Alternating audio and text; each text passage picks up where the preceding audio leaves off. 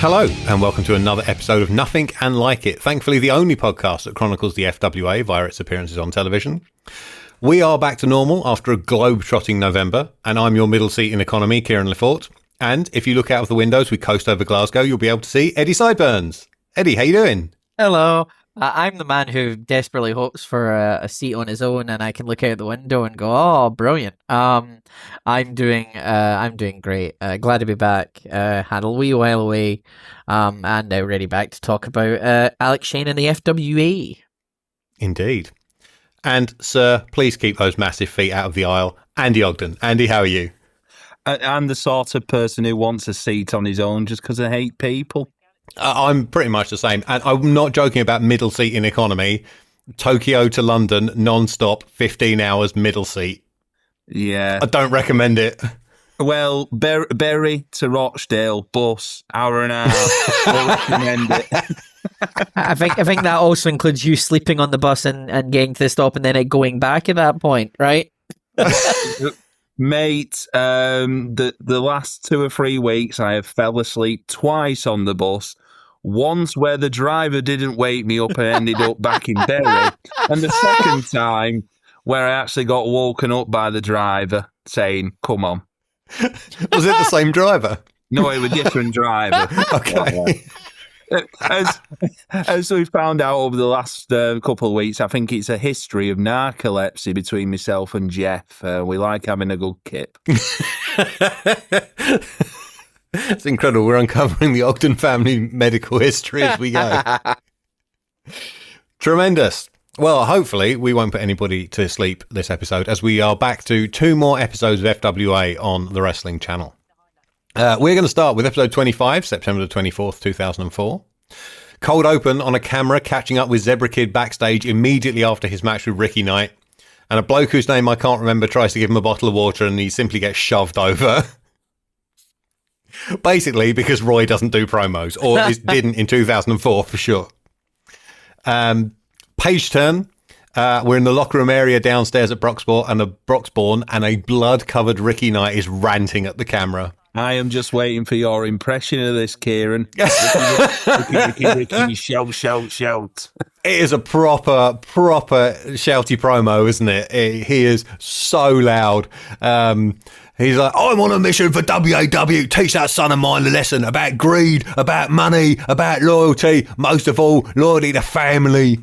He says, "I've given him a damn good hiding. I'll come back and doing it again. In fact, I'll do it to everyone in the FWA because I don't care." My note is, can we have more people in this company who can cut promos like that, please? Yeah, it was good, weren't it? Really? Yeah. I think the blood as well really kind of makes it as well, and obviously he's doing the whole "I am a shouty man" Norwich pedestrianisation or whatever, it's just a shame we are at this after our last episode. We're done with the nights. Yeah. It really is frustrating when this is the type of promo. He would have been perfect for the old school versus new school feud. He's perfect for kind of being that kind of bad guy in this company, but no. They go back to Norwich and start selling pies or whatever they were doing, or spuds or whatever. I remember shooting this promo and he was so loud. His voice was reverberating off the walls.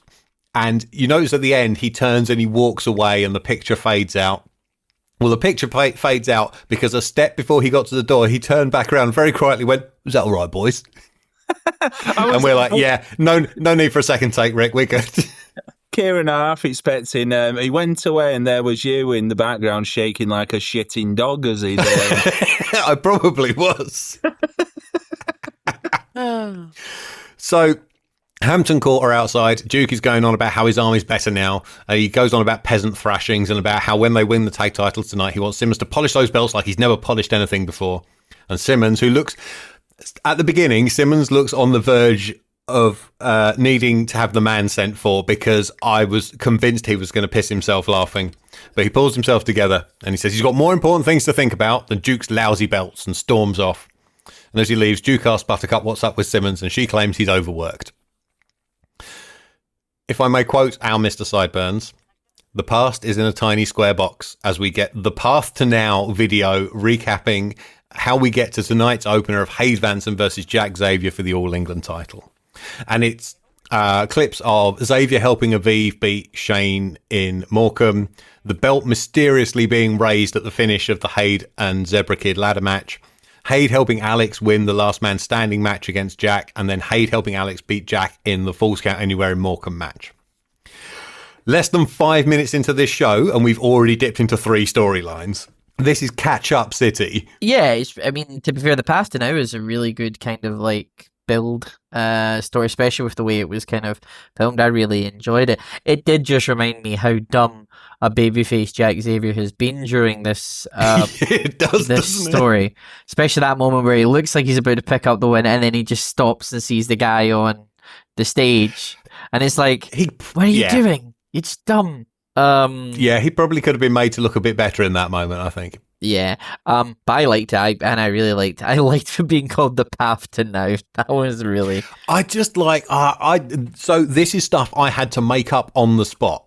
And I'm guessing my thinking was, because we're doing 2 title matches on this show, we need to show how we got here, and that kind of segment ought to have a name. And it's like, this is all I can think of at 3 o'clock on a fucking Tuesday morning, or whatever, whenever I'm editing this. Frequently at 3 o'clock on a Tuesday morning. After the opening titles, we go to the Void, and John Atkins has a new backing track. It is an early mix of the Uprising 3 theme song with just Ralph on vocals by the sound of it, and it's way too loud, which is my fault. Was it called Worlds Collide? Yes, it was. I thought it was a little banger of a tune. It is a good tune. It is a good. Yeah. We will get to hear the whole song later on. I made my contractually obliged music video to it in the lead up, and I think that gets shown on the last episode before Uprising as like the final push. Also, because it wasn't ready until then. Yeah. So he cues up that we're getting 2 title matches in this episode, and he throws to Tony and Nick, quote, in Broxbourne, not in my living room, for Hade-ouken versus Jack Xavier for the FWA All England title, taped on July 25th, 2004 at Vendetta. Nick London opens this match with a very strange line about Jack Xavier, saying he may look like an evil Teletubby, but he's not here for Tubby Custard, he's here for the All England title. And I'm like, what the fuck is going on? Mate, I think this was the start of 2 episodes of Nick London just being an absolute prick. You hated it, eh? I know I think he's with... Tony Giles for this one, but it's when we'll get into it later on when he goes solo and it's like it's a threat in it. Like you're going to have to suffer through this commentator. I was just looking up to see when Teletubbies came out, and I wondered if it was like this new contemporary reference. Mid-90s, weren't it? Teletubbies finished its run in December 2001. Yeah. So there have been no new episodes for 2.5 years. So he probably could have went after I mean, to be fair, you can't really call him an evil tweenie, because that just sounds like, you know, that sounds like a dangerous path to calling him an evil twink or something like that. And if any of the roster's going to be called that, it ain't Jack Xavier. Yeah. But yeah, I kind of, as soon as I heard the evil Teletubby line and then the Tubby Custard, I was like, I'm pretty sure Teletubbies has not been on for a while, so this is some reach. No. He also says he remembers Xavier entering the FWA, quote, all those moons ago. All those moons in FWA is 3 years. That's how fast this place moves, despite only running 1 or 2 shows a month. So Jack chucks his shirt at Vanson, who uses it to wipe his arse. And the opening stuff is about showing that Jack is Hade's equal and he won't stay down. Hade slams him and goes up top, but Xavier is up quicker and dares him to come down and fight before he can jump off. So Hade very quietly comes down and they reset. They have a 4-arm battle that solves nothing. And then Vanson flattens Xavier with a tornado boot, proper hoofing him right in the face. Kieran, you mentioned the 4-arm battle. It was almost like a dance between the two, but there was no connection there. There's not. Yeah, these two should not try and strike each other. I don't think it's either of their strong points. And do you know the thing I've really noticed watching Jack Xavier matches? Watch when someone has to duck his clothesline. His arm, he swings it so high, his arm is almost vertical every time, and now I can't unsee it. So we're told this boot in the face is apparently the Spin City kick. So we'll see if Comms remembers that in future Hade Vanson matches. This feels like, as well, just one quick quickly when we're talking about the shoe, this felt like Mikey Whipwreck against Low-Key. In a type of this clash of styles within that. Yeah. I like that Spin City kick. It was quite nice. I really did enjoy that. So Xavier comes back with a pair of super kicks and a suplex that's almost a brainbuster for a couple of near falls. Hade fights back with a very silly Hade-ouken to the belly, and then knees Jack off the middle rope to the floor. Andy apparently pissed himself at this. I did laugh, because they kept making up names of moves. And you know what? If you didn't call it this, I will. The Hade-ouken.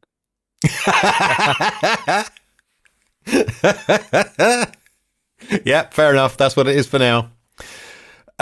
So Jack is out on the floor. Hade makes a couple of low-key faces before hitting a diving Hurricane Rana between the ropes. A move I saw Mike Bailey do on Dynamite very recently. Nick London comes close to popping himself by doing a Jack Xavier impression as the wrestlers fight around ringside. He's like, "No, I'm here for the All England title." Liam's coming for me. The whole crowd chant "You're shit and you know you are" at Hade as he batters Xavier back into the ring, including popping off a sweet German suplex, and we go to the break. And I will mention on the I'm watching the old version of these episodes, and there was an ad for a best of American Dragon on Supercard Sunday. Mm-hmm. But that was probably had a couple of good matches on that, didn't it? Yeah. I was very surprised at the lack of British Uprising 3 plug. I thought, like, from here on, it would be in every ad break, and we would be hammering this show as much as possible. I was ready to wonder if you in the remaster would just suddenly decide to add in the advert into places where for British Uprising 3 where it wasn't even in anyway in the first place. It was just something else. I did a very faithful remaster, I'll have you know.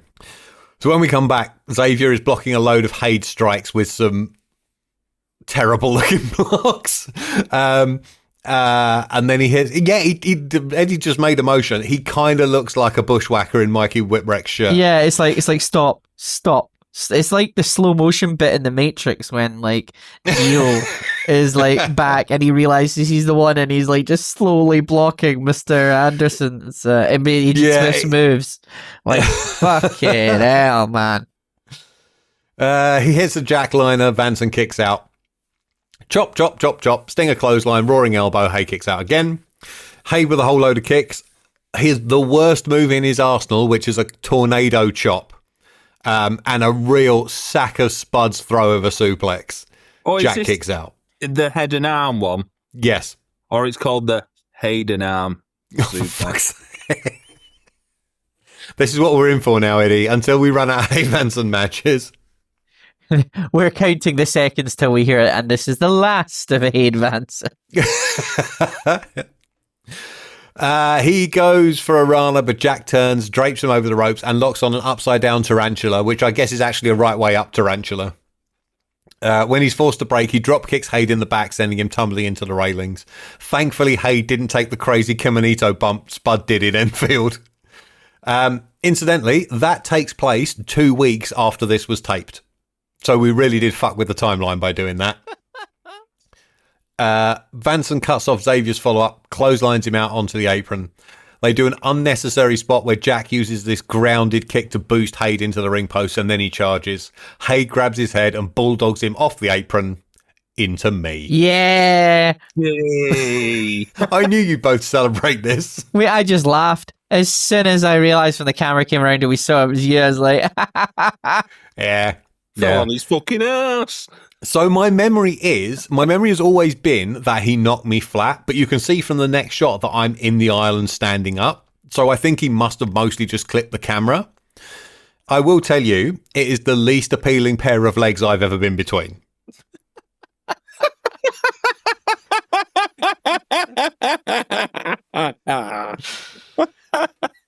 So they're back in the ring at 17 with Vanson still in control. He hits one of the two moves called the South City Driller, which is the implant DDT. He takes his time covering, though, allowing Jack to kick out of his brand new finisher. Great work, lads.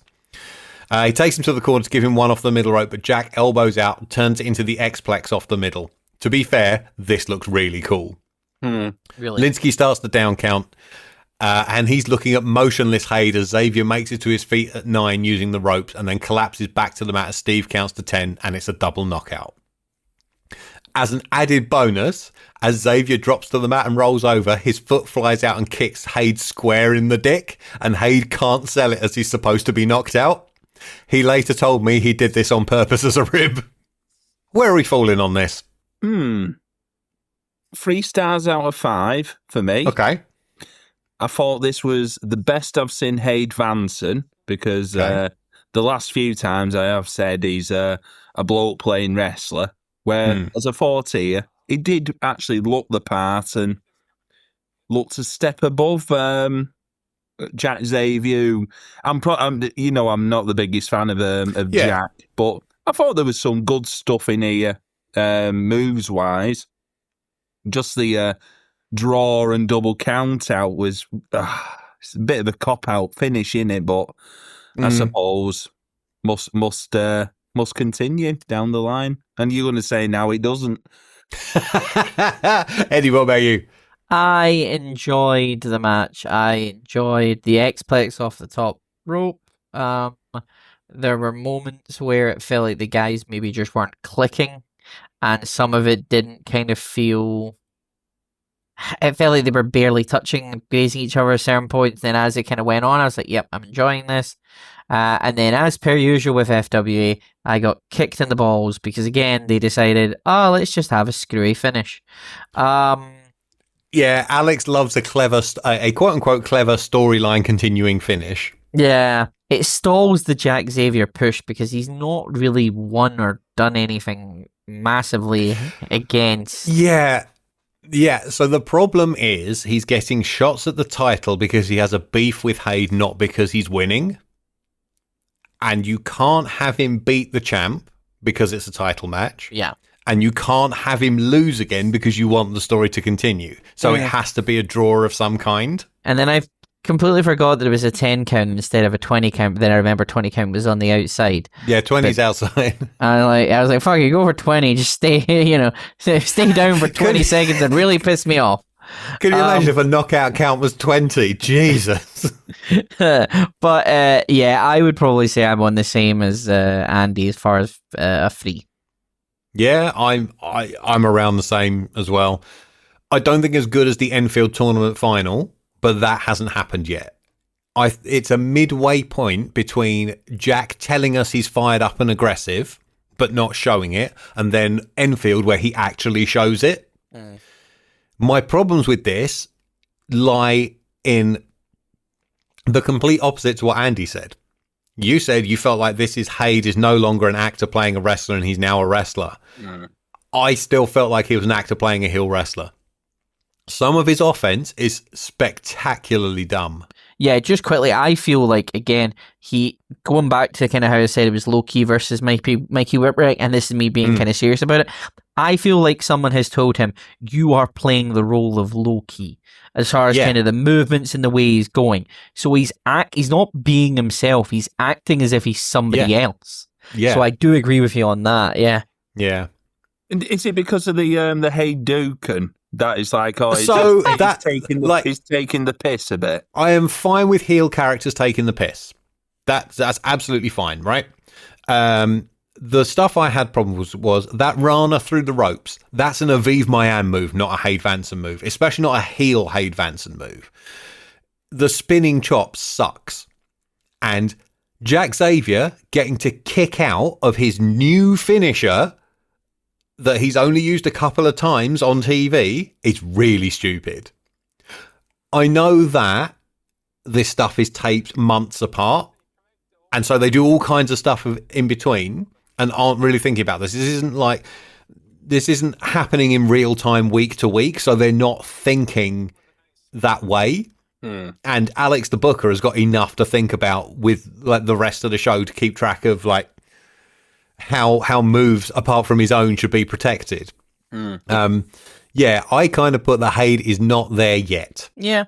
So the path up the front garden returns, this time showing us how we got to Hampton Court versus the family, all of which is set to my favourite of Ralph's incidental recap music tracks, which I think was called Japanese Hero.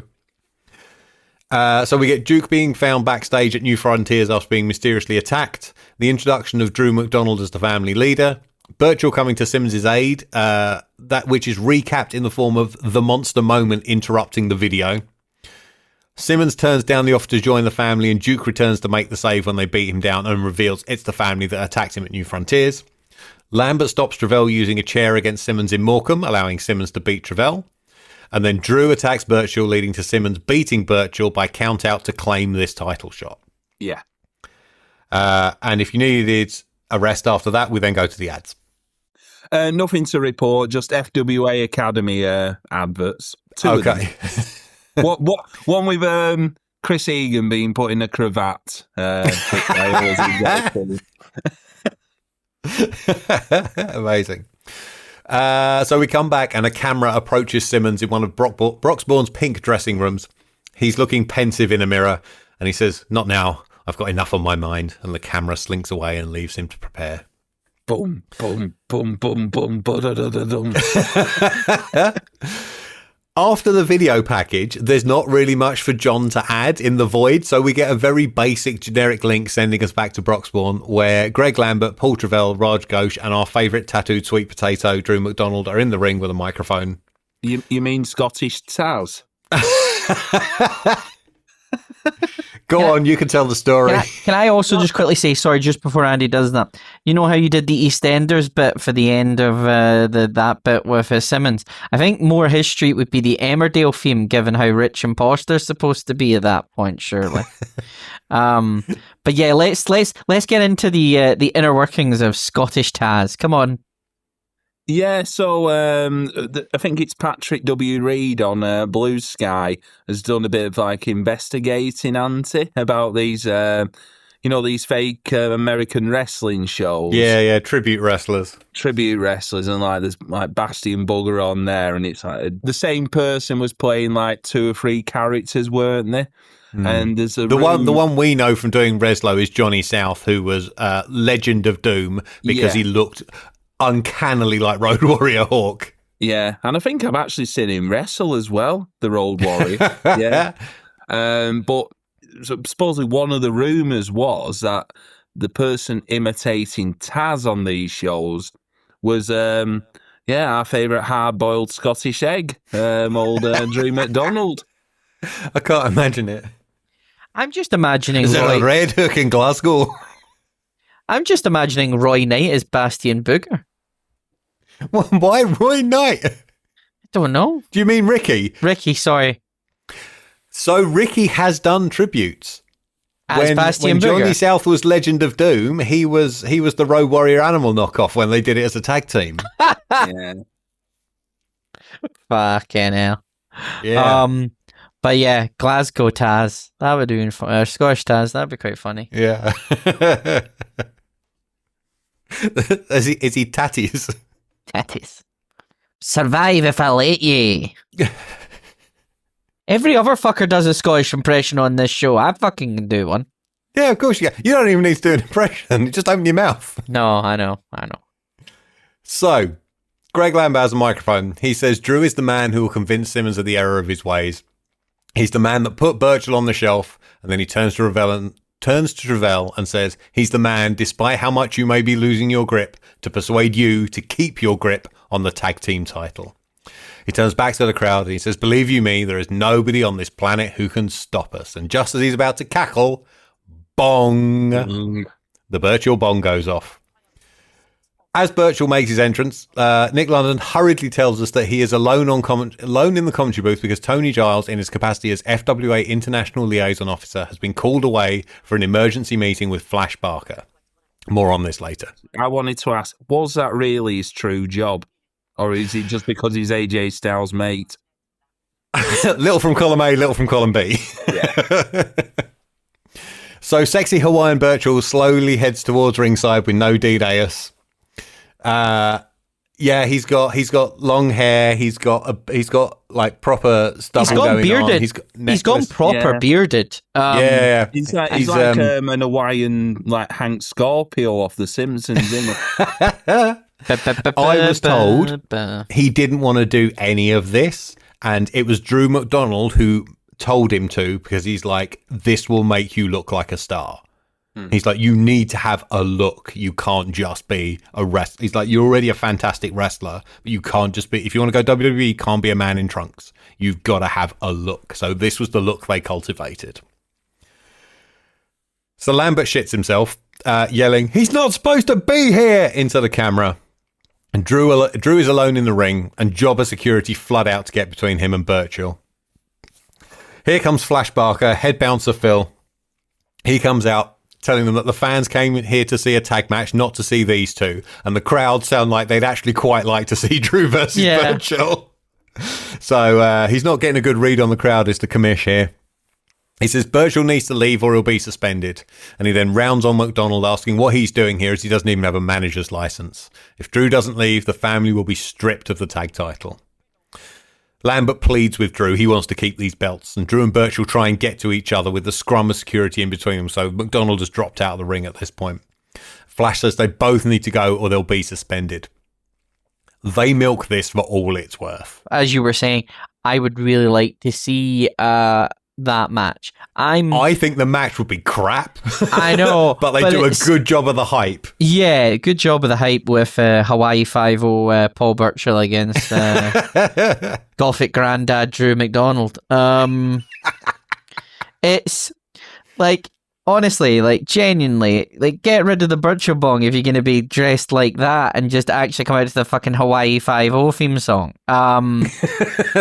Because it does feel like, because obviously with the look of how he was before, I mean, again, I do feel he's clearly watched a lot of Samoa Joe and went, right, I'll just get that necklacing that Joe has and stuff like that. But Guilford Paul. But yeah, I would like to see that match between Drew and Paul. It would probably be shit, but you know. I don't want to blow my own trumpet, but I think part of what helps it feel so intense is I managed to get in amongst the security with the camera. Mm-hmm. And so, like, that's being jostled around as well as they're trying to get to each other. And, like, the shots are right, particularly pointing back at Burchill. The shot is right in his face as he's trying to get at Drew. He yells, come on, come on, come on, which I believe is the only time he speaks real words in the FWA. Lambert persuades Drew to leave. Security persuade Burchill to leave by a different exit. And then he takes JC Thunder hostage and uses him to open the fire doors before stalking off into the Hertfordshire evening light. Nick London says, Flash Barker has been a fantastic commissioner so far in the FWA. In reality, this is still night one. That angle with him being made commissioner and chucking Alex Shane out happened on this show. So back inside, Flash tells Lambert if there's any family shenanigans, any foreign objects or interference, he will be held personally responsible and he'll have his manager's license revoked. Hampton Court finally make their entrance as Nick London makes a joke about Buttercup's tits. Raj and Paul jump them, Simmons and Duke, not Jenna's tits, as they enter the ring. And it is finally time for Paul Travell and Raj Ghosh versus the Duke of Danger and Simmons for the FWA tag title. An absolute monster pop as well for Hampton Court, I've got to say. Yeah, well, this story's worked, hasn't it? Yeah, so it's sort of measuring once that theme tune starts against what we'll see at the end of the match, like which is bigger. Yeah. With a hearty fuck you, the challengers quickly send the champion spilling over the top rope, and Nick London uses this lull in the action to introduce his new arrival to the commentary booth, Hardcore John Atkins. Yes.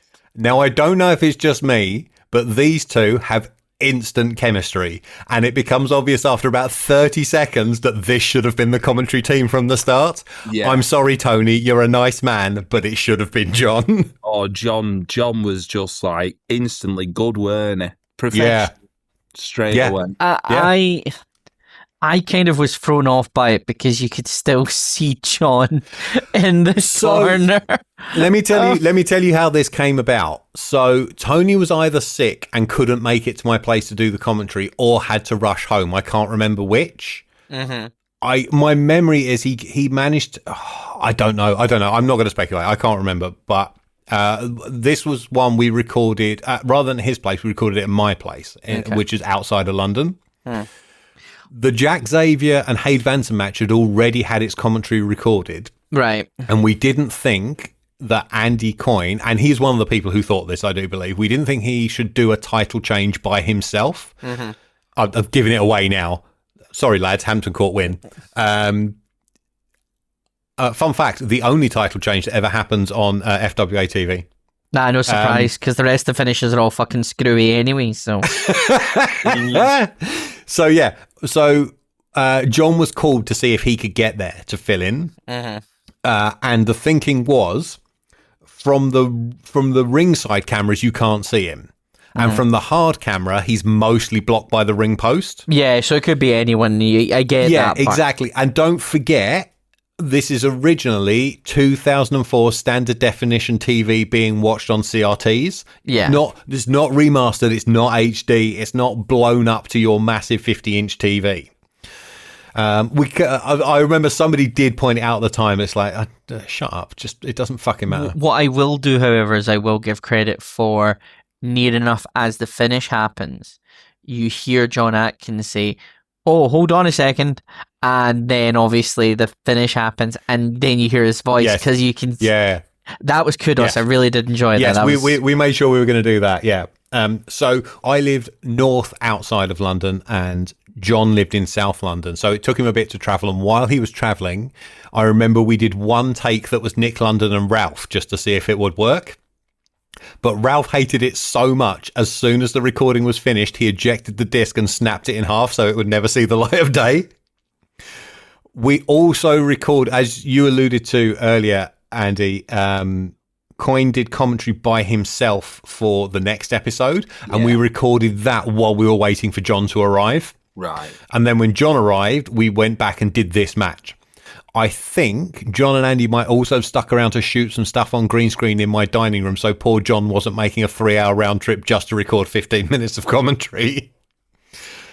So back to the match, sort of. Quick aside, did you spot Raj's commitment to the bit? He has an entirely shaved head, apart from an upside-down cross on the back of his head. I was like, what is that? And then I realised, I was like, wow. Yeah. What's his day job? How do you explain that? Unless he did it fresh in the changing room before the match. But yeah. This is Labour Councillor Roger Ghosh, by the way. Yeah. It's a bit of a side story here, but it's just reminded me. The other day, I was on the top deck of the bus, not asleep this time, and overlooking on the front seat, I saw this like small white transit van, and someone had drawn the outline of a cock on the top of it.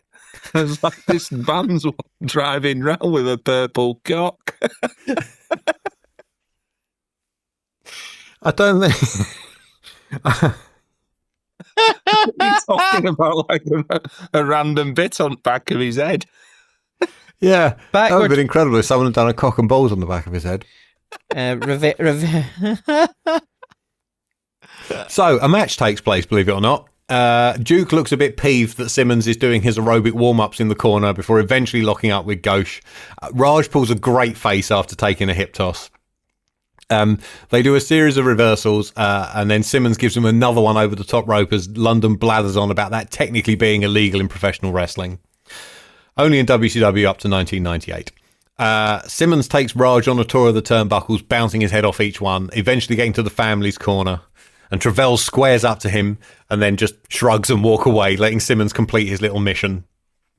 Duke tags in, takes Raj down with a shitty running knee and tries to get the pin off a 1-foot cover. Thankfully, his suplex was better. We get a load of quick tags from Hampton Court, clobbering Ghosh all the while, until Raj cuts Duke off with a jawbreaker and he and Travell do him over in the corner. Trav and Ghosh arguing sets up Duke to give Travell a clothesline and the sack of shit. but Travell comes back with at least the third reverse neck breaker of this match, and we fade to the ad break. We get heat on Duke's bad arm. Raj hammerlock slams him, tags Travell, and orders him to go up to the top for that enforced double splash they've been doing a couple of times. Travell tells Raj to go first, so he does, but then he himself hesitates on the top turnbuckle, thinking. And while Ghosh is arguing with referee Andy Quilden about why his cover isn't legal, Paul gets down and leaves. He returns with Mr. Pointy, and Lambert gets in the ring to stop him using it. Quilden threatens him with a yellow card, and then Raj sneaks up behind him and grabs the barbed wire bat off him, taking it safely out of the ring. Greg is enraged. Like, Travell seriously put their tag title in jeopardy because they were specifically told no weapons, no chicanery by the commissioner. And he's so angry, he slaps Paul. Travell grabs him by the lapels. Raj breaks him up, but Travell grabs Raj and gives him the sacrificial slam and then chases Greg away from the ring with the barbed wire bat. Ghosh is now on his own, on his knees, screaming for Travell. He drags himself to his feet in his corner as a knackered Duke finally makes it to his corner and tags Simmons, who comes screaming across the ring to splash him and stops. Simmons puts his finger to his lips to shush the crowd, and he turns around, charges back across the ring and splashes the Duke of Danger. He gets some distance on this, doesn't he? He makes it count, doesn't he? Brockspawn are fucking pissed. They are really angry. Buttercup looks on in disbelief. Simmons cockily. Kieran, I was gonna say one of me like what I noted about Buttercup, looking like she'd had trapped wind and need some Pepto-Bismol for her looking diarrhea symptoms. Can always count on you to raise the tone. She's looking like she needs a shit. As Simmons cockily struts to the middle of the ring, takes off his bow tie and his waistcoat and his shirt to reveal a family t-shirt. The whole crowd are chanting "You sold out" as he does the family pose and shakes Raj's hand. Nick London points out that this way, Simmons doesn't need to win anything. He automatically becomes a tag team champion as a member of the family. I like the logic of that, actually. That makes a lot of sense. Simmons hops up to the middle rope as Raj collects the Duke and brings him over so more damage can be done to the arm. But Simmons comes off and hits Raj with the Butler Buster for his first big pop. Gets a second for tearing off the family t-shirt to reveal the brand new Simmons tuxedo shirt available at the merch stand as of the next show.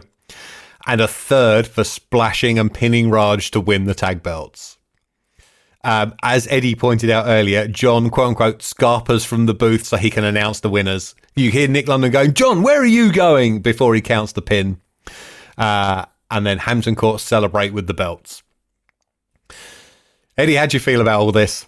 I loved it. It was a story from the... Like, some of the wrestling was shit. I've put down that, like, the Duke is, like, a wrestler with a good entrance, and then the bell rings. And to be fair, the theme song's probably more for Simmons more than anything.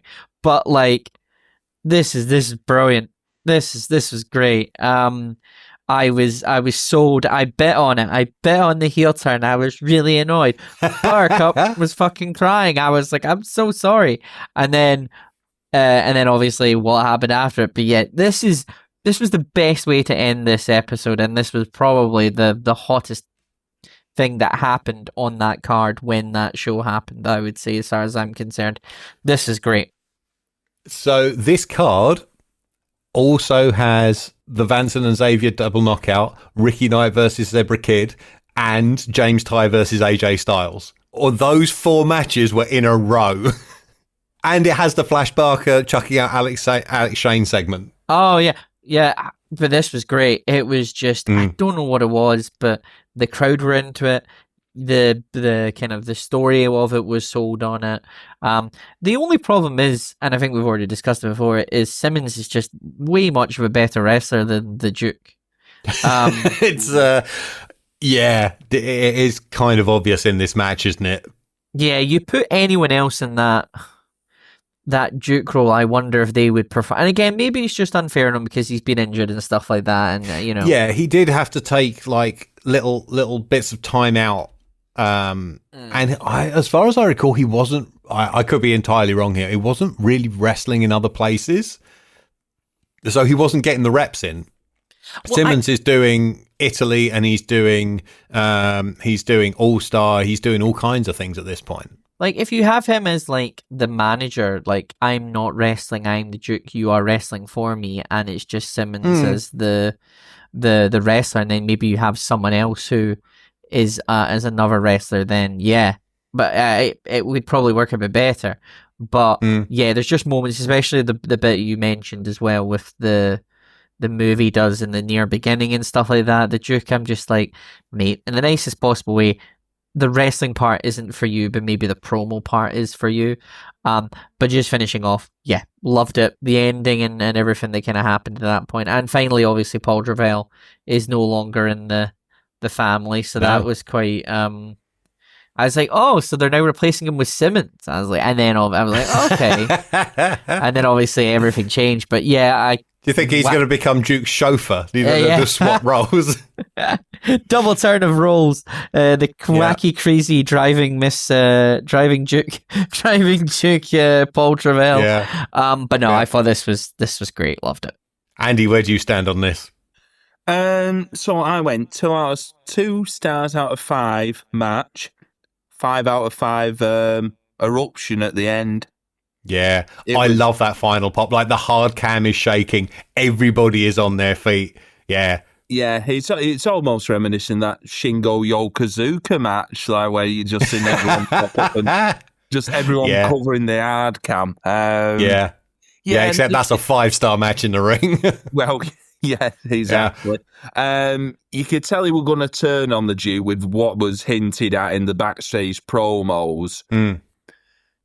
It'd be interesting to see how it goes down the line, but it does feel like, no, I'm the star of this team. All right, I've won it for us, but he'll probably go off on his own or do other stuff, I think. Well, they've got tag team titles to defend first. But I agree with Eddie about Duke. Yeah, bit limited. He's a Jey Uso in a bloody aristocracy suit. But you know what? As silly as them T-shirts as well, as silly as they look, I bet they sold. Yeah, they did. Did they? Yeah, they sold a few of them. Yeah. I'm going 2.5, but I find this quite hard to rate as a match, particularly as a standalone match. It needs all the story going into it. And as we said, like, Duke really shows his ring rust in some places, but it's really well plotted out. There is nothing in it that doesn't serve the story or make complete sense in context. They might cover it in a promo, I can't remember. You can even ask, why did he actually splash Duke? Why did he do it so hard? Because he had to make Raj believe. Yeah. He had a plan. He just didn't necessarily let the Duke in on it. I've always remembered it as being a crap match with an emotional ending, but having seen it again, I think it's an okay match with a really great emotional ending. This is, as I said, like, all the crowd leap to their feet, the camera is shaking. This is the climax they wanted to a story they've been massively invested in for a year or more. Mm-hmm. Yeah, it's a great final chapter. I also really like that final shot of Buttercup swaggering around with a belt over each shoulder. Well, she sorted out her upset stomach, so yeah, it's just that relief, innit, of shitting it all out. Great Scott, says Doc Atkins back in the void. Who would have seen that coming? He doesn't list any other matches, but he struggles to be heard over his music as he promises us Alex Shane, James Ty and Doug Williams in action next week. We get a still frame ad telling us Uprising 3 tickets go on sale on Tuesday, October the 5th, and we're out. I wrote, solid episode. So we move on to episode 26, October the 1st, 2004. Smash cut start to John Atkins in the void, welcoming us to another episode. And he sets up Alex Shane versus Damon Lee, Ross Jordan versus James Ty, and the main event of Aviv Mayan getting his title shot against Doug Williams that he won by losing to Mark Belton.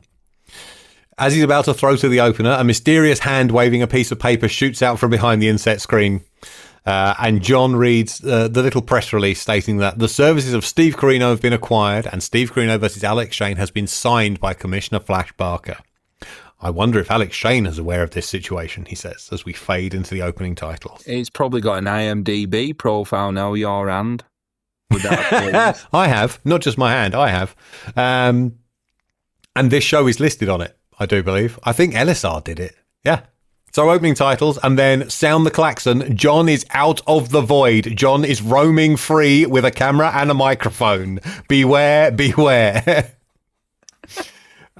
He says we join him backstage at the Morecambe Dome, but I think this was actually the comedy club near Alex's place that the Star Search was held in. I'm sure Greg Lambert watched this and immediately went, that's not the fucking Morecambe Dome. He approaches Alex Shane to try and get an interview, but Shane does a talk to the hand because he's on the phone. I really like John's facial expressions as he, like a good broadcaster, tries to make sure the mic gets into a place where we can hear Shane's phone call. Shane is on the phone to his solicitor, threatening him and saying he has 24 hours to sort something out. One of my lines is, Alex solicitor, bet he was always busy. I bet he was. Called at all times of night. The most 2004 thing happens. Alex Shane clacks his flip phone shut and then turns to face John. So John asks for Alex's thoughts on the impending return of Steve Corino, and Shane says Barker is only the commissioner of the FWA, whereas Alex is the managing director. So Shane versus Corino is not official until you hear it from him. Mark my words, Steve Corino, you'll never come back to the FWA as long as I have control. John asked if he's heard about Flash Barker making Aviv Mayan's match against Doug Williams the title match, and I wrote, I would bloody hope so because it happened 2 weeks ago in TV time. Alex apparently doesn't watch the episodes, which might be true. And he gets the phone out again and calls The Office for Elazar Cabrera. And he rants about Barker overstepping his bounds and demands the title stick be taken away. The line I like was he says, yes, I know that was the stipulation, but we didn't think Mayan was actually going to beat Belton. Well, that idiot kept the choke on and got disqualified. He does the line about Aviv being smaller than the pick and mix and says him wrestling for a heavyweight title makes them all look like a joke. He turns back to John and he rants about Aviv for a bit, claiming because Aviv had help, he's never actually beaten Alex Shane. Then he goes on another rant about how he's sick of people thinking they run the show when he's the MD. And then he goes back to his first rant about Aviv, calling him a gnat on the arse of life. He says he'd forgotten about Aviv, but now he's back on his radar. They have a date with destiny. He holds out his fist and says, take a good look at this because it's the last thing you're going to see. And he hits the catchphrase and sends Atkins on his way. The past is in a tiny box as we recap the finish of the tag match from last week, and are told that Hampton Court's first title defence will be next week. So we go to the Morecambe Dome, and here comes Alex Shane. On comms, it's Nick London solo.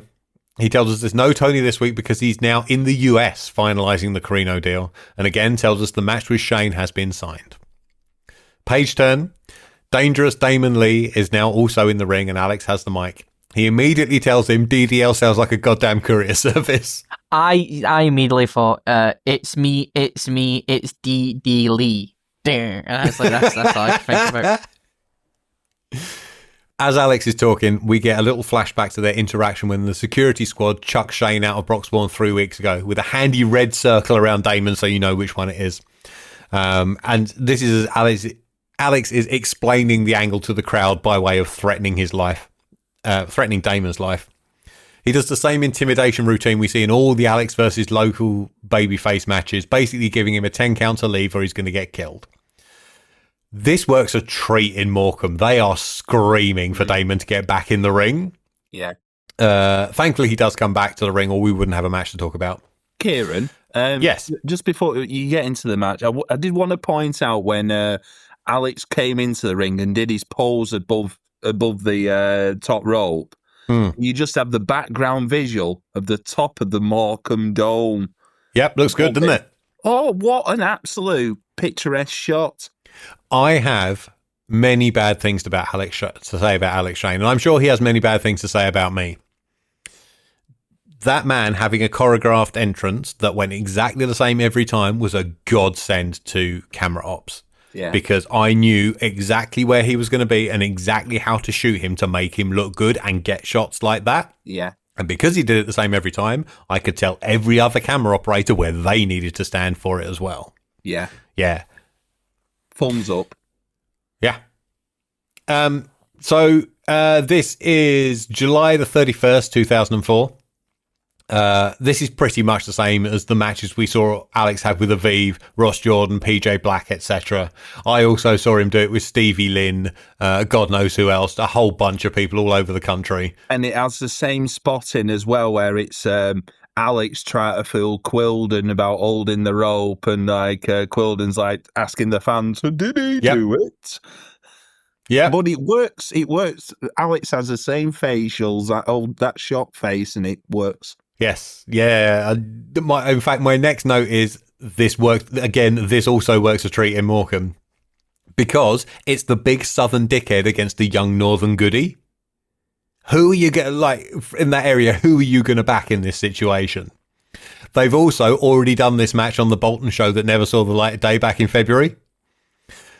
Damon, I believe, is 20 here and has been wrestling about 18 months at this point. So he still looks a bit green.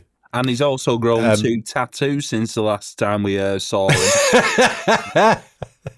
He's a bit bigger and wrinklier now, isn't he? And balder. He is, yeah. Yeah. He's very green. He does a slap that's more of a one-handed push to the jaw, and then a drop kick where some of his legs hit Alex, but neither of his feet do. So Shane bullies him all around, repeatedly chucking him over the top rope, and he lays out on the top rope and pretends to have a ciggy. Damon does a slingshot flatliner as his signature comeback, but most of his offense is back elbows, including a flying, spinning one off the middle rope. Now, you complained earlier, Andy, but I wrote, why is Nick London so much better by himself even when still playing the heel? Oh, no. He made a big fuck up on commentary as well. Because with Quilden, Andy Quilden's name, he kept calling him Andy Gwilden. Yes, I know. And I actually had a note about that later on. It's like, does he actually know he's getting his name wrong? Or does he think that's what it is? So Damon gets checked up from the neck up and we go at the break. This is the show where the uprising ads start in every ad break. Right. The little sting as we come back.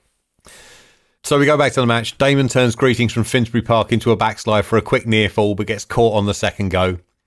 We get the return of the rope-assisted abdominal stretch, which gives London his chance to do an impression of Tony Giles, which is basically him just talking in a boring voice. Shane gets a yellow card for rope pulling and eye poking after he hip tosses Damon over the top rope. He gets Lee onto his shoulders for the one night stand and then beckons me onto the apron so he can yell into the camera. And he's like, Steve Corino, I want you to know that this is what's going to happen to you. And there's 2 things you can do about it. That's nothing. And then Damon elbows him right in the face. I like that he does that because it's not like he's just sitting on laying on his shoulders doing nothing in terms of that. He kind of finally does get a call off, which is quite good. Maybe I'm biased because I was the TV producer. I always liked it when people made it as much of a TV show as it was a live event. Like, you have to connect with 2 audiences at once. Yeah. And he's done all the connecting he needs to do with Morecambe. They already hate him. But if he can get like a word into the camera and talk to the people at home, and specifically Steve Corino, I guess, who of course is watching, FWA on the wrestling channel every. I was about to say I don't think he has a skybox. He may have a dodgy one, which again we can't comment on, but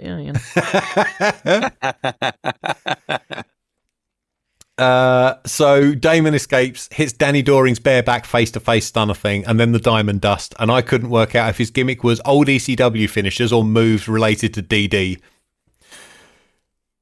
Suplex, kip up, and then he heads up to the top and misses the most beautiful moonsault you've ever seen this side of Kurt Angle. Holy shit, the form on this thing. Lovely stuff. And you know what? I think he still tries that today. Really? In matches when he's at heel, and he's missed every time. When he gets to like the apex and he's upside down, he looks like the cross on the back of Rog's head. Like he is like perfectly straight up and down with his arms out. It looked amazing. Unfortunately, though, he just gets a mouthful of canvas and then it's one night stand and it's all over. I wrote 1 3/4, not offensive, and it's well structured, but it's too long. It's 15 minutes that should have been 10. 2 stars out of 5, elongated squash. Yeah, pretty much. I've put same as what we normally see before from an Alex Shane versus rookie kind of situation. Yeah, it's fine. Nothing new. Structured to fuck. But that's because it has to be, does what it needs to do, but that's it. Yeah, it's his guaranteed formula, isn't it? Like, he could do this with anybody. As long as they're moderately athletic, he can do this with anybody. Give you as much as you can. He'll give you as much as he can and much as he wants to. But at the end of the day, your shoulders are on the map for the free, and he is winning. That's it. Yep. Combined age of 44, these two. Younger than I am now. Fucking sickening, isn't it? We get a little burst of Scooter's fire and flashing clips of Steve Corino. I was very glad he gave me that tick-tock, tick-tock, tick-tock, the clock is running out for you, Alex Shane line, so I could call this countdown to Corino. As I said, this is shit I've got to make up on the spot to fill time on a TV show. And 3 weeks remain. Just quickly, glad that we finally got a heel getting a yellow card on that. Yes. Because got to focus on those ref rules, and nice to finally see a heel actually get a yellow instead of always being stupid baby faces. We smash cut to Void Man John as he is buried underneath his music again while trying to recap Ty's DQ win over AJ Styles as a clip of it plays on the inset screen. And then we go back to Morecambe for James Ty versus Ross Jordan. And Ross Jordan is finally not in his The Gift gear. Who was that person with the giant 2 sign behind Ben's hat? I don't know. Someone who was wishing that fucking tall bastard hadn't worn a massive hat and sat in front of him. You just see it as like the letter 2 come up. Like, yeah, it looks like it's coming out of the hat, doesn't it? Yeah. like it's a button Ben is pressing and this thing just comes up. Yeah. So the opening of this is a lot of nicely executed technical reversals without a hint of Ty's attitude from the AJ match. James gets a bit more aggressive on a knuckle lock and lays in the first forearm after they go 1-for-1 on wrist lock flip reversals. He avoids a charge in the corner, so Ross hits the top turnbuckle knee first, and it looks for a second like Ty is going to go to pounce, but he backs off and lets Quilden check on Jordan instead. And then when Ross is back up, James immediately goes for that leg, and we go to the ad break. We assume that he's been working over the leg throughout the break. Ross gets a hope spot with an enzui-giri, but James stomps on the back of his knee before he can capitalise and then methodically works over this bad wheel. He goes for it every time Jordan gets some distance between them. And that's the story of this match. Like, James tries to keep him close and goes for the leg. Jordan tries to create distance, but because of the bad leg, he can't string more than 2 moves together, and James immediately jumps on the leg again. Ross hits a flying DDT out the corner, head scissors, and what I've called Nightmare on Sing Street. Despite the bad leg, he goes for and hits a top rope splash, but of course jars his knee when he lands, and then he jars it again, landing on his feet when Ty avoids a lion salt. James beats the shit out of the knee, locks in the Texas Cloverleaf. Jordan makes it to the ropes, so Ty releases, drags him to the middle, puts it on again, gets a submission. I'm going 2 stars again. Good execution, and the internal story is well told. It just wasn't wildly exciting. 2.5 stars for me. I thought there was Nick London mentioned it on commentary, but there was a sort of like an imitation of a Paul London drop salt by Ty, which he nicked from the Frontiers of Honor match, what they had. Yes.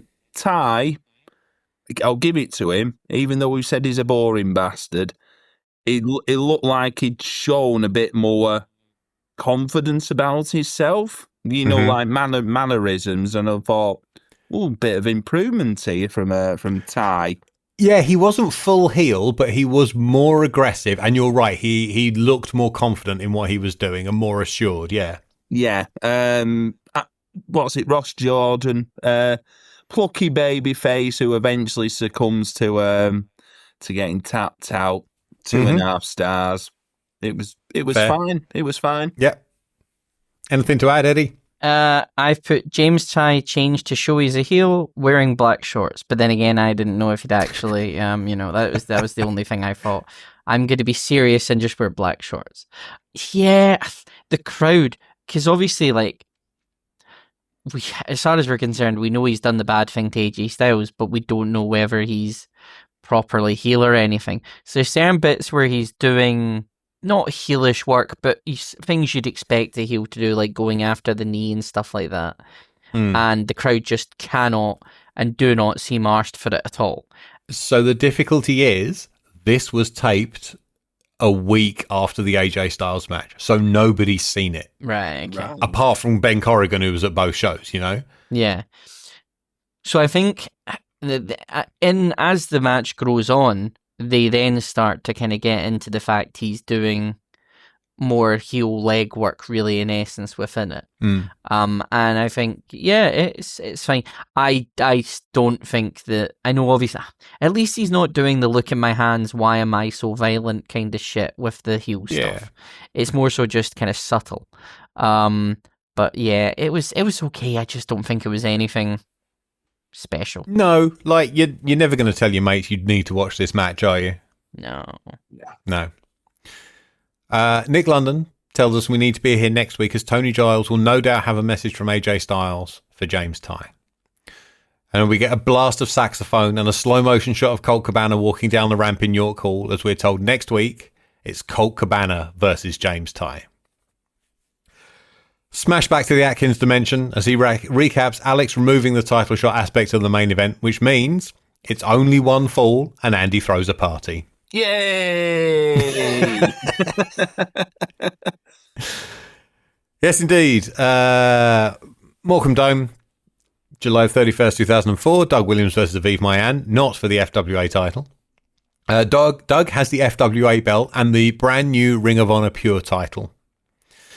AJ Styles was technically the first Pure champion, winning it in February 2004, but had to vacate the title when TNA pulled all of its contracted talent in the wake of the Rob Feinstein scandal. That version of the title was kind of expunged from Ring of Honor history for about a decade, and Williams won the title in a tournament on July the 17th, beating Alex Shelley, and for 10 years was acknowledged as being the first Pure champion. At this point, though, this means he's had this belt 2 weeks when it was taped, and would lose it in August to John Walters. So, bell goes, Aviv attacks with drop kicks straight away, sending Williams to the floor, following him out with a slingshot Rana, or as a Planchensteiner, as I once saw it called. He gets a 2 off a top rope crossbody when they go back in, and Doug rolls back outside to catch his breath and slow the pace down. They shake hands when he gets back in, and Doug's like, well done, good effort. Like, he understands why Aviv thought he had to try that. Yeah. Like, how else are you going to beat Doug Williams, right? Yeah. Kieran, Yeah. I would like to point out, you know what, I have called Nick London on this episode, but he come out with a very good line during this match. Yeah. Aviv split up with his girlfriend, Dolly the sheep, and has cloned another, which was a story at the time. Yes. I think the key is he doesn't mention it's a sheep. He just says he's broken up with his girlfriend, Dolly, but don't worry, he's cloned another one. Yeah. So they finally lock up. Doug uses his size, strength, and experience advantages to dominate. I noticed this is the show after Aviv did his own self-tanning, and he forgot to do the backs of his hands and also forgot to wash his palms. Palms don't tan. So he was walking around with the front of his hands were orange and the backs were pure white. My next note says, Doug Williams wrestles like water. He's flowing from hold to hold. Like, it's so good. They get into forearms with Doug's obviously being stronger, but Aviv is throwing everything into his and eventually drops Williams with a flying leg lariat before Doug wipes him out with a clothesline. Mayan reverses out of a head scissors into a leg lock, but when they get to their feet, Doug Williams. There we go. I think he's shown up on the Alsatian, Doug Williams. I think he's shown up on our show before. Doug stomps the fuck out of Aviv in the corner. Like, he's playing a bit of a heel in this match now. Credit to Nick London for bringing up that this is the mean streak that Williams showed when he first arrived in the FWA, and it's the mean streak that brought him his first FWA title, beating Scott Parker in that Portsmouth tournament that we talked about in season 1. Doug does this big sit-out powerbomb. Aviv kicks out, but gets a knee drop in the face as we go to the final ad break of the show. When we come back, Aviv is firing up, laying forearms into Doug, and then finally laying him out with a flying clothesline. Gets a near fall off a sunset flip, but Doug snuffs him out with an elbow drop as soon as he kicks out. Mayan kicks out of this pretty huge tornado powerbomb. So Williams just tortures him for a bit. He goes up for the bomb scare knee drop, which, don't forget, has put away loads of people on this show. Like, this is the move he beat CM Punk with. This is the move he beat D'Lo Brown with. Aviv rolls out of the way and just about hits his satellite reverse DDT for a 2. And then he hits a regular tornado DDT and his Dragon Rana for 2 more near falls. Aviv grabs a small package for another one, but Doug slaps the shit out of him, catches him when he tries to tip up in the corner, rolls him into the Chaos Theory for the pin. 3 1/4, I think. Good stuff. Doug is Doug, and Aviv is a talented young fella. I think they mesh together really well. But I do think it's funny that Aviv Mayan is showing all the fire that Jack Xavier is supposed to be finding in his story, and Doug Williams was more aggressive here than James Ty was in his match when that's his story. Yeah. 3 stars out of 5 for me. Obvious result. Aviv was always going to lose, which is a shame because he's much better than, well, you mentioned Jack Xavier is much better than him, so you'd think they'd push Aviv. Well, he's strange. I know he's got a win over Alex Shane, and then at the end of the match, like, Alex comes out and, we've got to go off the air. But you think he's just a loser at the end of it all. This is... Now, I'm going to have a look. Give me a second. While Kieran does that, I do agree with you, because I think every time we've seen Aviv Mayan as of late, it's been in a I mean, other than maybe the odd match here or there, he really is a serial or perennial loser. Which is really taking a lot of shine off of the man who beat Alex Shane. Yeah, regardless of whether he had help or not, like, he beat Alex Shane. So, what I was looking for was Aviv's record in the FWA. This is where the booking starts to show holes. This is his 7th loss in a row. There you go. He's not on a losing streak gimmick, but James Ty was after 3. Yeah. But then again, you'd fast forward to, nowadays, if you see Rev Pro and Robbie X loses every week, but he's not on a losing Jobbie streak. X Light Inspector, yeah. Yeah, but he'll still get title shots. It's... Yeah. wrestling. Yeah, yeah. Fake, innit? Do you have anything to say about this match, Eddie? Yeah, I'll be honest, I am still suffering from jet lag, so the first time I tried to watch this, I almost had a nap. Then had to rewind. I think because I did a bit of research on it quickly, this is the second time they faced each other. First time in FWA, but they faced each other before, so I kind of was interested to see what we would get. And I liked Aviv bringing the fire to begin with and trying to kind of get that whole thing, because he's the champion and it's a non-title, so you kind of got to make your moments count and stuff like that.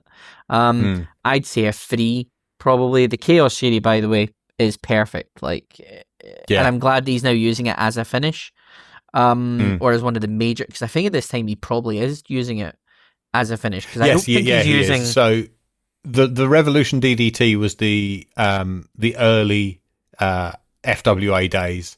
And then I think they tried to get the bomb scare over as like the secondary finish, particularly as he was doing all the 2 out of 3 falls matches. So he needed like a second move to get pinfalls with. Yeah. But the Chaos Theory has been the prime move for a year or 2. And I'm glad, because it's one of the most perfectly it's easily moves. The coolest move in his arsenal, right? Yeah, and it's that whole idea of just when they after they go for the roll and he's got them and he just that bit in the air before you hit the chair. Yeah. Just perfect. Yeah. It's good to see the champion back. Hey, he's here. Yep. He's not in Ring of Honor, he's not in Noah. He's actually here. Eddie, I was going to say, it's a shame he's on this show because it's missing the theme tune, isn't it? Sorry, you're not going to get any Where's Williams this month. I'm sorry. We'll come back for hopefully next month, and we'll see if he's there or not there. But 3-star, really good match for me. I enjoyed it. Cool. So afterwards, Nick London ponders, with Belton suspended and Aviv now dispatched, who's the next contender for Doug Williams' title?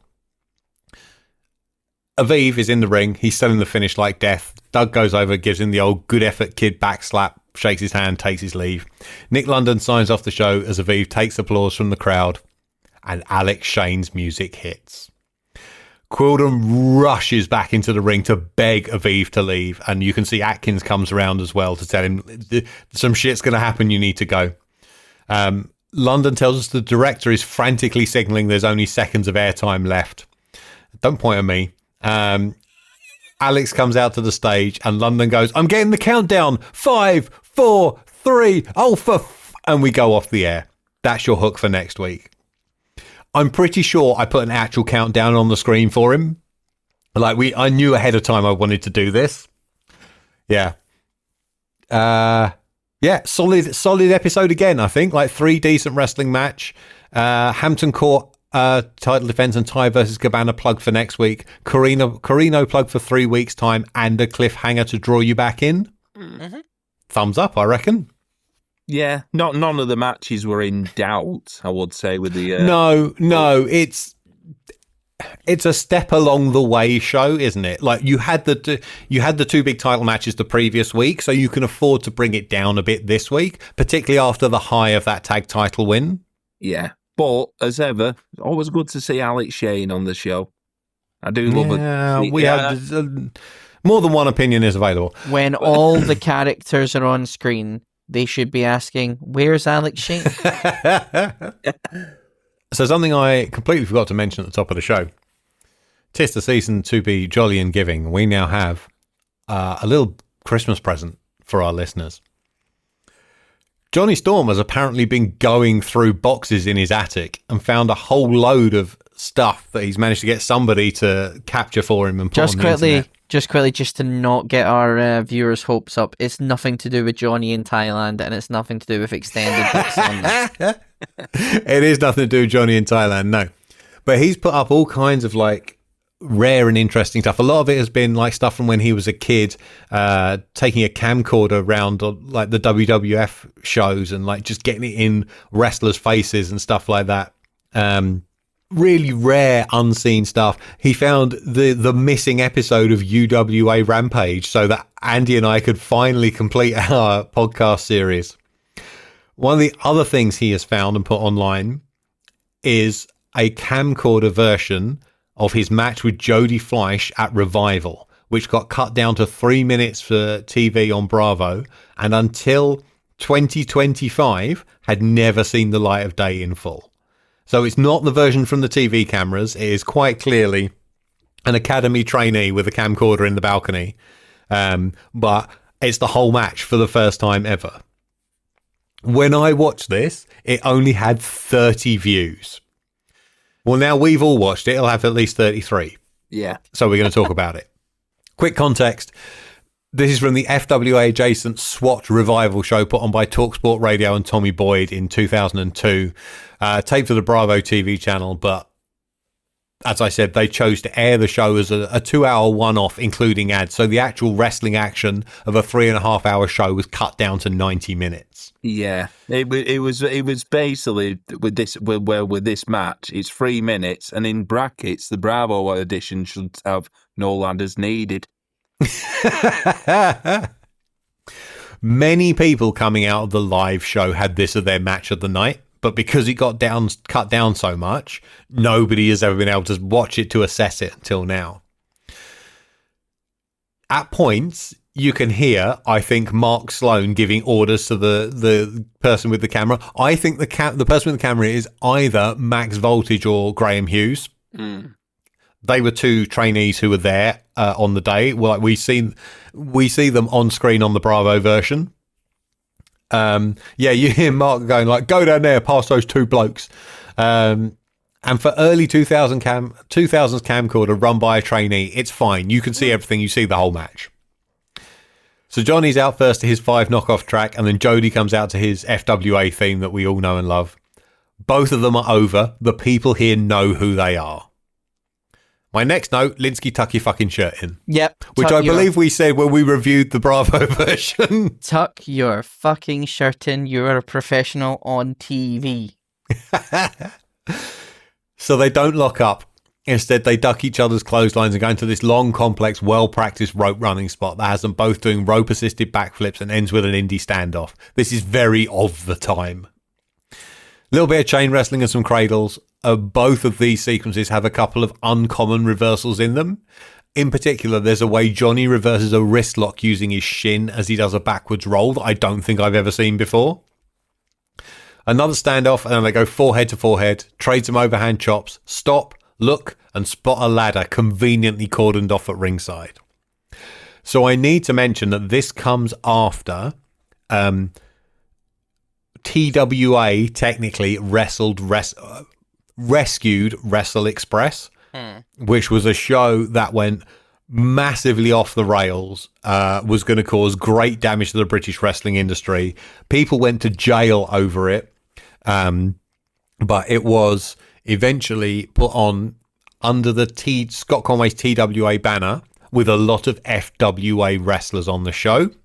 And the highlight of that show was a Johnny Storm versus Jody Fleisch TLC match. So people are gagging for another one. And this is as close as you can get. Two guys being suspiciously allowed to use a ladder a lot in their match. So they both make a break for this thing, but Johnny throws Jody ribs first into the guardrail and gets to it first. He climbs up, but Fleisch leaps over the barrier onto the other side, climbs up to fight him at the top. Johnny drops off and tips the ladder, and Jody bumps back first onto the ringside mats. Ow. Johnny then climbs up and from the very top hits his cannonball dive. Yeah. From here on out, the audio of this match just alternates between holy shit and FWA chants. Like, this sets out what they want to do for the next 5 or 6 minutes. Johnny loudly smacks Jody in the chest a couple of times with the ladder, directing him off up the ramp, and then sets the ladder up on the stage. He whips Jody up the ramp, who uses the momentum to climb up the ladder and come off with a moonsault from near the top, clipping his shins on the lighting rig on the way down. Ow. Obviously, this wasn't shown on the Bravo version, this spot. And seeing this new footage, I was like, fucking hell. Yeah. It's nearly as bad as that one where he went face first on them steps at the King of Europe tournament, weren't it? Yes, it is. Yeah. So Fleisch goes to vertical suplex Storm into the ladder, but gets reversed into a stiff Michinoku driver on the stage. The sound this makes made me go, ugh, out loud. Johnny closes the ladder, jabs Jody in the chest with it as he gets to his knees, sending him tumbling down the ramp to ringside. Johnny sets the ladder up in the middle of the ring, and for whatever reason starts to climb up, not sure why. Jody gets up, though, and hits him in the back with a springboard knee, sending him over the top into a full flip bump. Jody positions the ladder in one corner, still set up, batters Johnny against it. He goes out to the apron for something big, but Johnny rushes him. Fleisch cuts him off with a kick to the head and springboards into this incredible leaping sit-out powerbomb. Johnny is a good 3 feet in the air when they make contact. When Jody kicks out, Johnny grabs him by the hair and climbs the ladder backwards, pulling Fleisch up after him. He clubs him across the chest a couple of times as they go up, but Jody blocks another one, grabs his head, and leaps off into this insane diamond cutter off the ladder. A woman in the crowd screams. Johnny kicks out. Jody puts Johnny down with the TNA kick and climbs up again looking for a moonsault. Storm, though, gets up, chases him up the ladder, and brings him back down with a twisting rock bottom. Jody kicks out. Jody gets whipped into the ladder. Storm charges. Jody pops him up over his head, but Storm comes back with the rewind Hurricane Rana off the ladder. Jody kicks out at 2.99. Hard to pick out of the last 4, but this might be the spot of the match for me. This had me off my sofa. What a great spot. Jody reverses a corner whip. Johnny tips him out onto the apron. Storm tries to run, but Jody grabs his hair and he bumps. Storm kips up but wastes time celebrating, turns around into the Phoenix 720 DDT that blows the roof off Crystal Palace. Jody gets the pin. If I'm going to be critical, this is very obviously a spot fest. It's very 2002. You can question the referee just standing there watching them use a ladder over and over. There's no connective tissue early on, and they're obviously just going from spot to spot, trying to do as much cool stuff as they can in their allotted 9 minutes. But fuck me, what spots they are. The leaping powerbomb, the diamond cutter, the rock bottom, the rewind rana, and that 720 DDT back to back are all crazy. They should all be finishes, especially for 25 years ago. And while I don't think this has aged super well, I completely understand why people in the building loved it and why everybody was so disappointed that very little made it onto TV. I'm going to give it 3 3/4 in 2025 stars. I'm going to go 3.75. Mm-hmm. It is batshit crazy. It is two guys who have in essence been told that whatever happens in this match, you're only getting 3 minutes on TV time, and have decided, right, well, we're going to make everything on this count. Again, I don't know why they've brought a ladder into it, because there's nothing to do with the ladder as part of the show or part of the match. But what they do with it and the moves they hit, yeah, it's an absolute spot fest. But you know what? Let's peel the curtain behind a little bit. I hadn't seen this until about an hour and a half ago before we started recording. Yeah. Because I stupidly forgot it, and I'm going to blame jet lag. But fuck me, that was brilliant. Like, it's 3.75, but it was fun to watch. And the amount of times I went, oh. I enjoyed watching you watch it. Like, seeing your reactions to stuff I knew that was coming.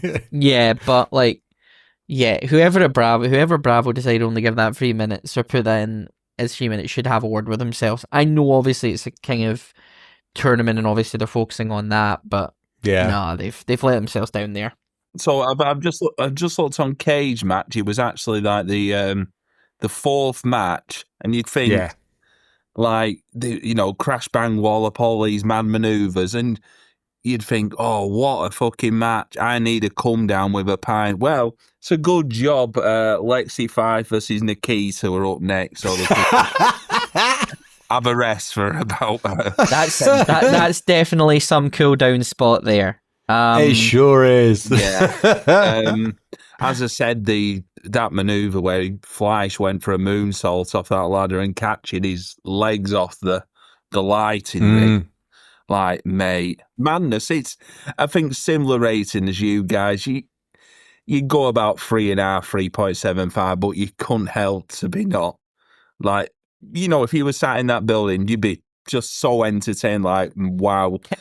Yeah. Even though I know some of the card, I was thinking to myself then, well, they did probably follow this up with like Steve Gray versus Mal Sand.